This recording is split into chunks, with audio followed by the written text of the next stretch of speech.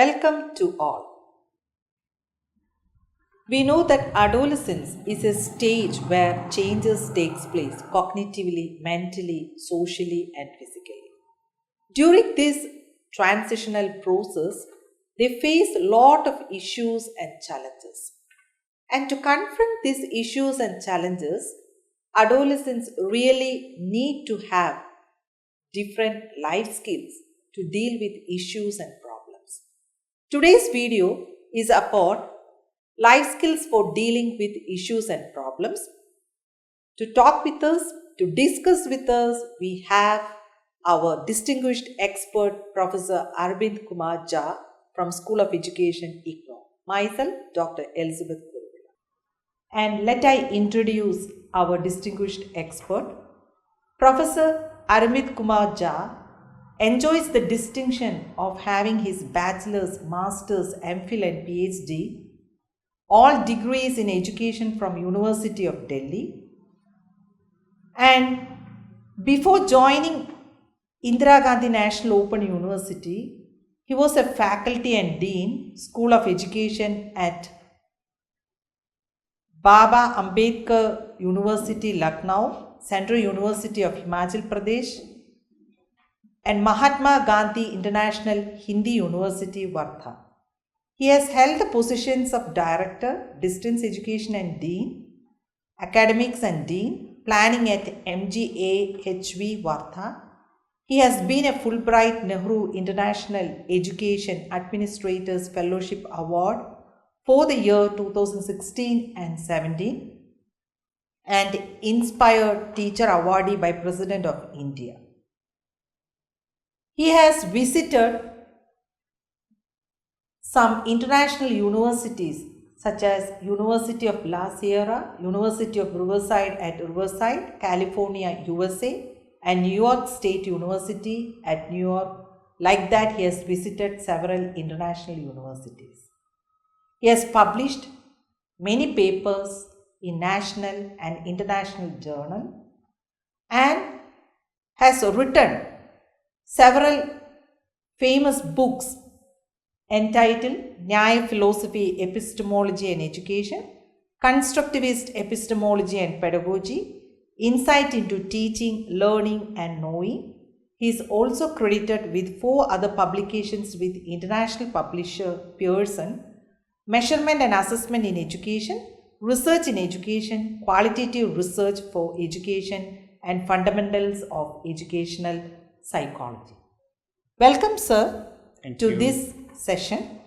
In this video, we will cover the main points such as importance of life skills for dealing with issues and problems, how life skills are categorized for dealing with issues and problems, and how we can develop critical thinking, creative thinking, and how decision making act as a life skill, and how problem solving can be considered as a life skill, and what strategies we can use to develop life skills among adolescents.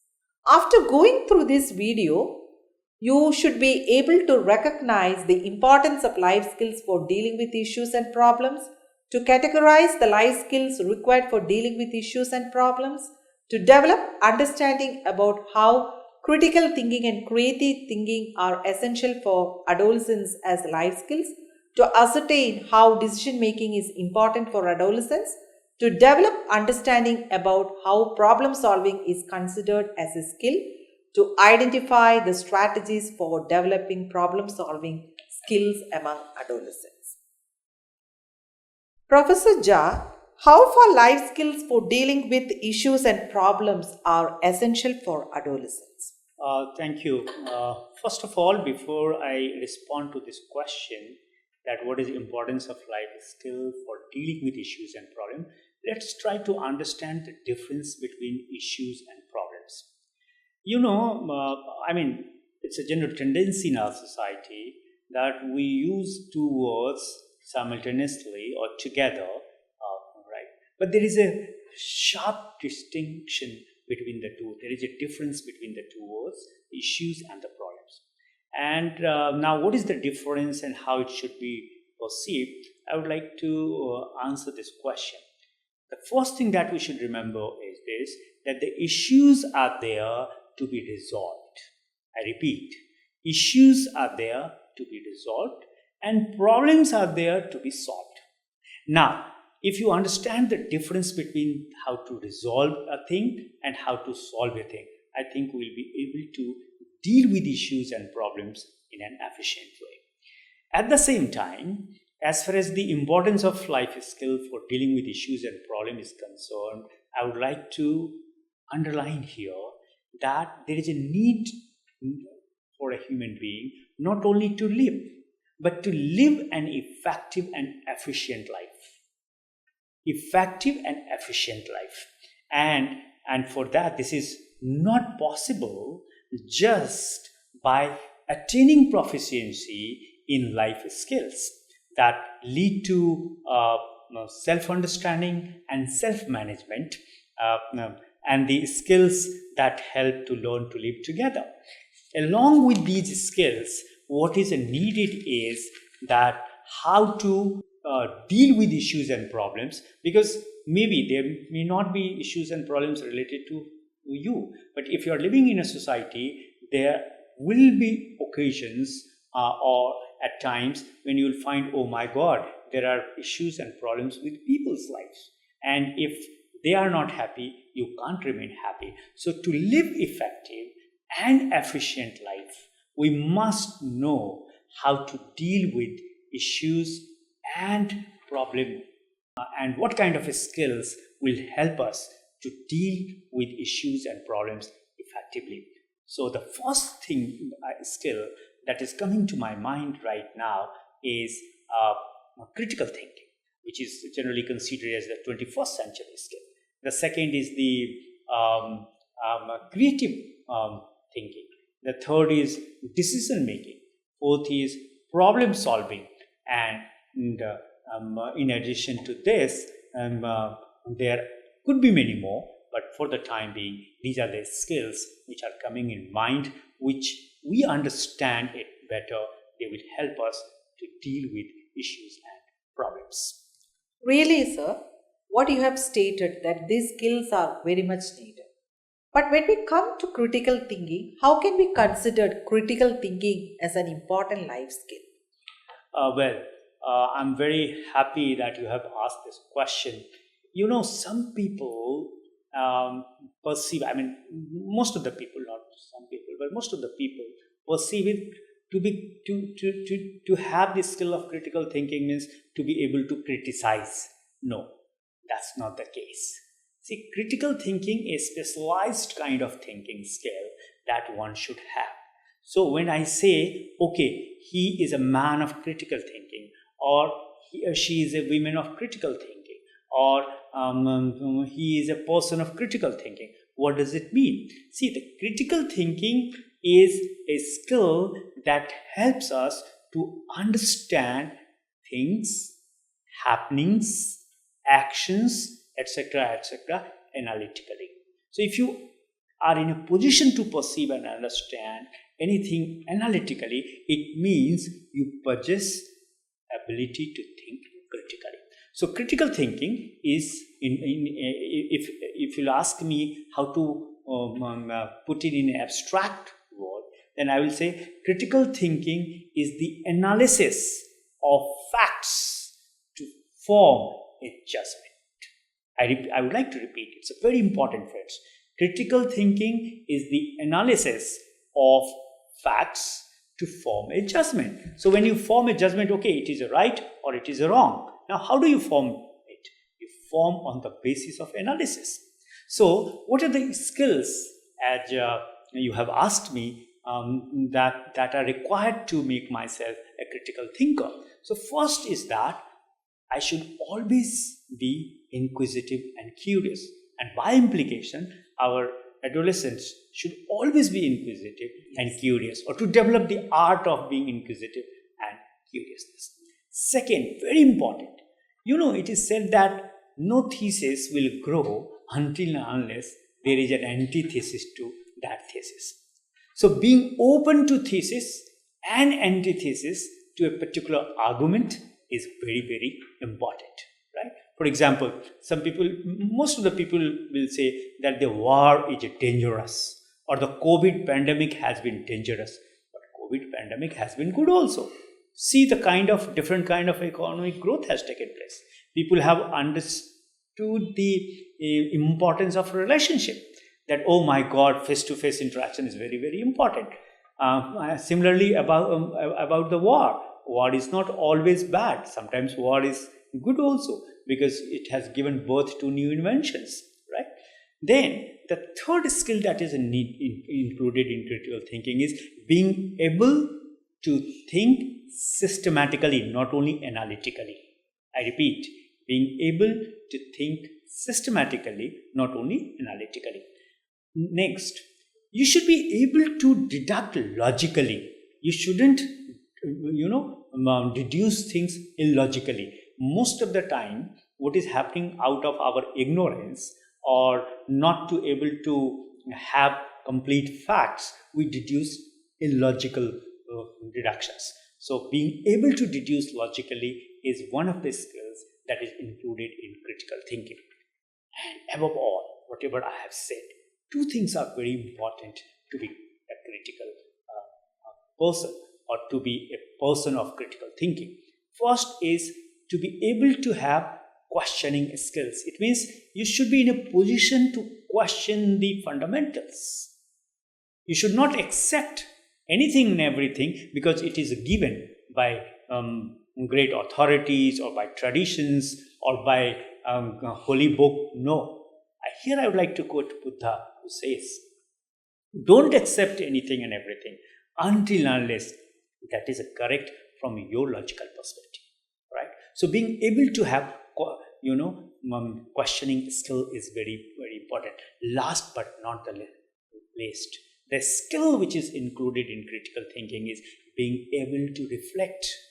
And that's a very important. Whether you have done things rightly or wrongly, you should develop the art of being reflective, right? And out of reflection, many good things have taken place in this world. So these are the skills which, with the help of which you grow yourself, then you will become, I'm sure, one day a person of critical thinking. As you stated, there are various skills in critical thinking. How can we develop critical thinking among adolescents? As I said, I would like to start with the last point. The first that is important is learning the art of questioning. Many times in our life related to knowledge and relationship, we accept things without questioning it. So questioning is the key. Yes. See, if we compare the adolescent boy and the small boy, right, you will find small boy asks a lot of questions. But as you grow, gradually you start, learning to adjust things and you don't question. But the first important skill that is needed to become a person of critical is learning the art of questioning. The second, which is very important, is that thinking in favor of a thesis as well as antithesis to that particular argument. Democracy is good. At the same time, democracy is bad, isn't it? Then, what else can be done for the adolescents, particularly in the school environment, or even in the society at large, that from time to time we should organize debate and discussions, right? Group discussions could be one of the ways to do that.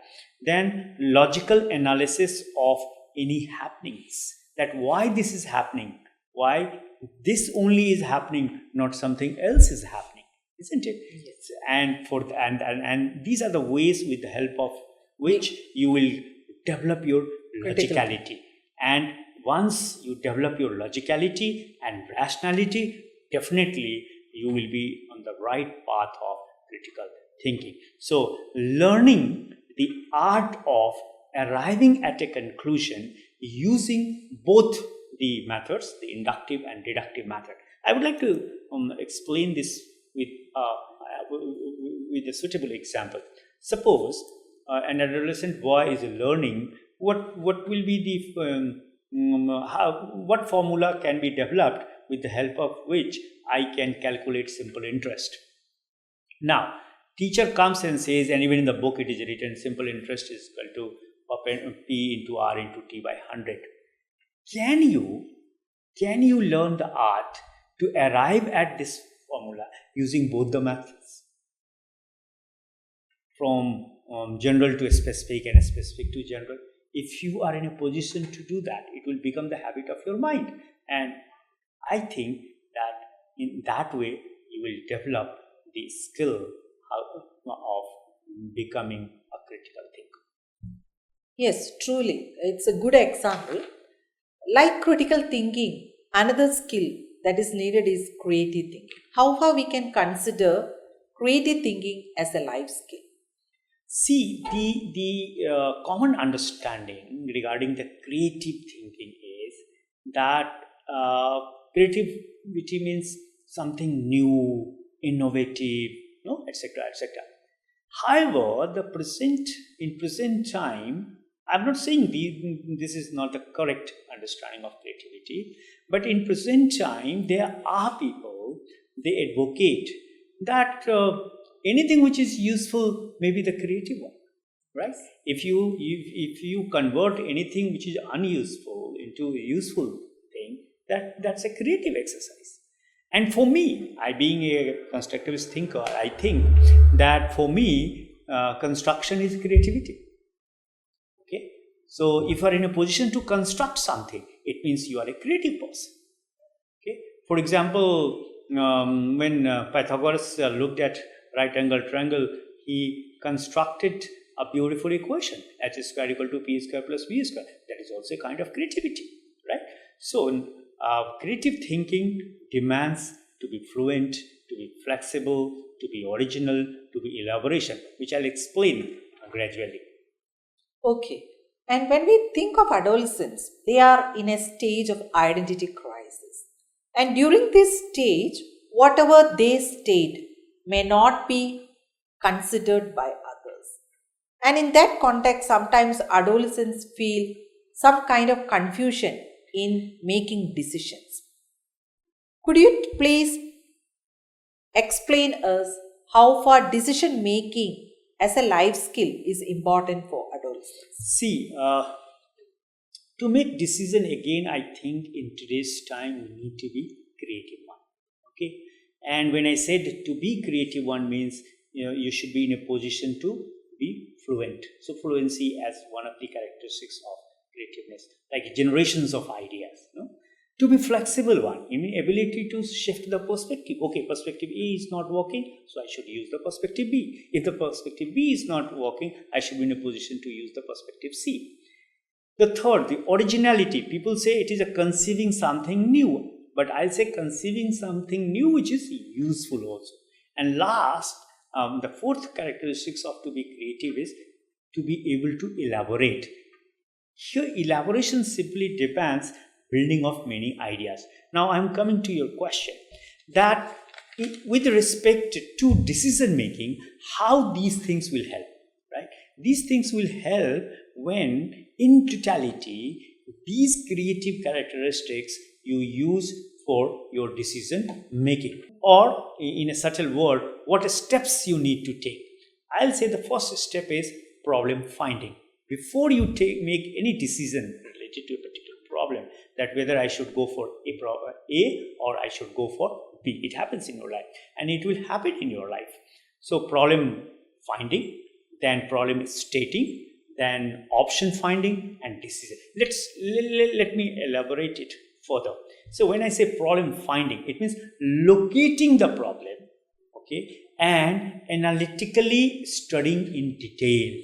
Sometimes we are unable to make decision because we don't analyze and study in detail. The second one, problem stating, is the second very important of decision making. Problem stating means looking into all the dimensions of the problem and coming out with its definitions. That's the commonly agreed one.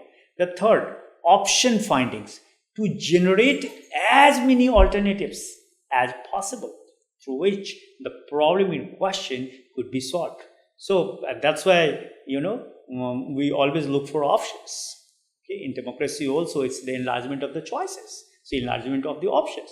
And last but not the least, that is the decision making, to study critically each option and arriving at the most appropriate options. And for me, to make any appropriate decision, it's very important you have to be creative. So these are the decision-making steps which will certainly help people to arrive at the right conclusion and making a right decision. As rightly you have pointed, there are various steps for decision making.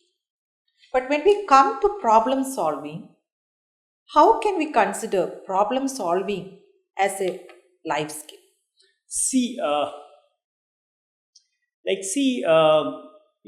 Life and problem both are integral part of human beings. It means life without problem cannot be imagined. I won't mind to say that the problems are essential in one's life. And that's why I read one article, many of you might have read, that, oh God, why don't you give me problems? Don't you have faith in me that I am your sons and daughters? I'll be able to solve my problems. Right? So problems are very important, and problem and life are integrated one. Problem cannot be thought of without life. If there is no life, there is no problem. If there is a life, there will be problem first. Now the question is that how to develop problem solving skills. Yes. That's very important. See, the first step to solve any kind of problem, it is a personal problem or community problem, social problem or emotional problem or intellectual problem or any kind of problem. The first thing, there are many strategies, but some of the strategies that I would like to talk about. The first is finding and framing the problem. First, try to find out the problem, right? And then frame the problem, right? And once you have found out the problem and you have framed the problem, then what you do? Now think creatively, constructively, and critically to develop good strategies to solve that problem. So maybe strategy A, strategy B, strategy C, strategy D, right? And if you do that, then the third step comes, that is called evaluating the solution. So evaluation of the solution. It's not that, okay, strategies are there, now you just apply it and solve it. No. Before you use that strategy to solve that problem, you need to evaluate whether it is going to remain effective or not effective. You'll find many a days, like in our socio-political life, government takes a decision, right? And they think that, oh, it will be beneficial for the society or the larger masses. But suddenly find, oh, people are not ready to take that. And that's why it is very important to evaluate the strategy before you apply it for the solution.